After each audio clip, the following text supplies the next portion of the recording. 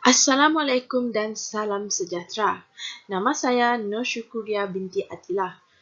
Projek tahun akhir yang saya pilih ialah bertajuk Pengurusan Seni Warisan Budaya Bermukun dalam kalangan Melayu di bahagian Sadike. Pada hari ini saya akan membentangkan bab 2 iaitu sorotan kesusastraan yang mengandungi pengenalan sejarah bermukun, syarat bermukun, alat muzik, kaum Melayu Sarawak, sejarah bahagian Sadike dan akhir sekali ialah rumusan. Dalam bab 2 sorotan kesusastraan ini, saya akan menceritakan sedikit dari segi pengenalan. Sorotan adalah pengumpulan maklumat dari jurnal-jurnal, artikel, buku dan kaedah internet, kajian-kajian lepas untuk menghasilkan kajian yang baru. Perkara yang amat penting untuk dijalankan ialah membuat sorotan literasi terhadap kajian-kajian terdahulu. Menurut Bryman and Bell 2003 dan Creswell 2005, sorotan ini perlu menghurai, meringkas, menganalisis, mensintesis, menilai dan menjejaskan kepustakaan yang dipilih.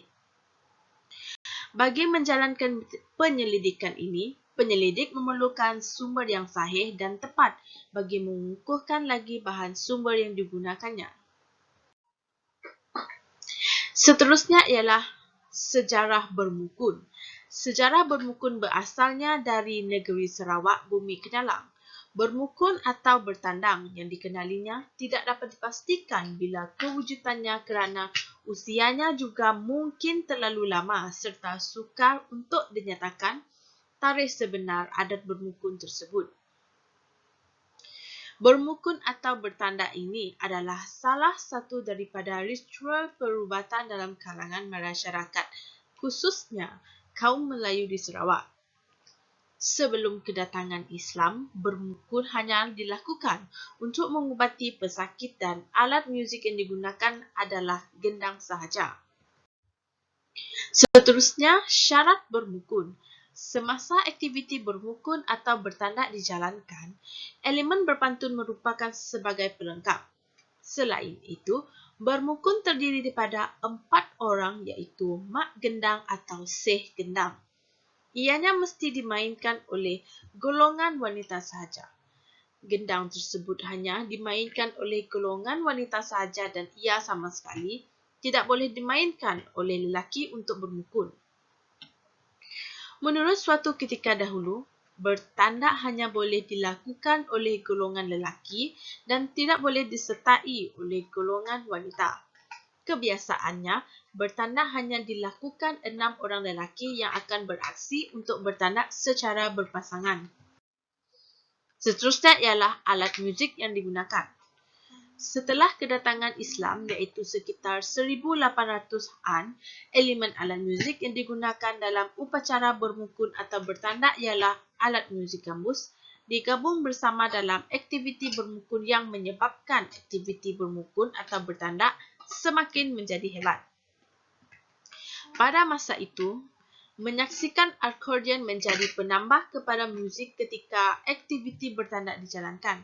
Malahan, generasi ke generasi yang akan datang, generasi silih berganti yang mengekalkan budaya warisan bermukun. Dengan adanya generasi baru, penggantian bunyian akordion dengan alat muzik keyboard atau organ demi alunan muzik yang lebih lunak didengar serta lebih menarik dari sebelumnya. Seterusnya ialah kaum Melayu Sarawak. Dahulunya, suku kaum Melayu di Sarawak mendiami di kawasan pesisiran pantai. Mereka ini telah dipercayai berasal dari Sumatera dan Tanah Melayu. Sesetengah sumber pula menyebut Semenanjung Tanah Melayu. Sejak kurun ke-15 Masihi lagi, mereka ini muncul. Pada masa itu, penempatan awal mereka menetap adalah di lidah tanah iaitu kawasan di sekitar sungai yang kini terletak di bahagian Kuching. Kaum Melayu pula dipercayai berasal dari bangsa Dayak yang memeluk Islam dan mengasimilisasikan dirinya secara mutlak sehingga identiti asal terhakis. Golongan ini merujuk kepada orang-orang Melayu yang menetap di bahagian lain di Sarawak. Pada zaman dahulu, nenek moyang mengatakan bahawa golongan orang Dayak terasimilasi telah menjadi kaum Melayu secara rela setelah memeluk Islam. Sejak itu, terciptanya bahasa Melayu Lohat Sarawak. Bahasa Melayu Lohat Sarawak dan bahasa Melayu Lohat Kelantan agak sukar untuk difahami oleh penutur Lohat Melayu yang lain. Seterusnya ialah sejarah bahagian Sarike. Sarike merupakan salah satu daripada 11 bahagian di Sarawak. Dahulunya dikenali sebagai bahagian ke-6. Terletak di tepi Sungai Rajang yang merupakan sungai terpanjang di Malaysia. Bandar Sarike juga dikenali sebagai Bandar Nanas. Penubuhan bahagian Sarike adalah didorong oleh faktor-faktor keselamatan. Menurut Datuk Amal Wilson Baya dan Dot, Setiausaha Kerajaan Negeri Sarawak, telah mengatakan bahawa di atas sebab-sebab keselamatan berikutan pemberontakan komunis pada masa itu. Akhir sekali ialah rumusan. Jelaslah bahawa melalui bab ini, pengkaji telah menggunakan pelbagai sumber ilmiah sebagai rujukannya. Pengkaji telah memilih sumber-sumber yang berkaitan dengan kajian yang dipilih.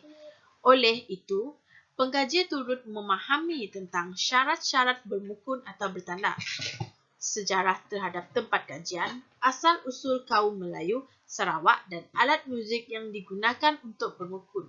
Sekian daripada saya. Terima kasih.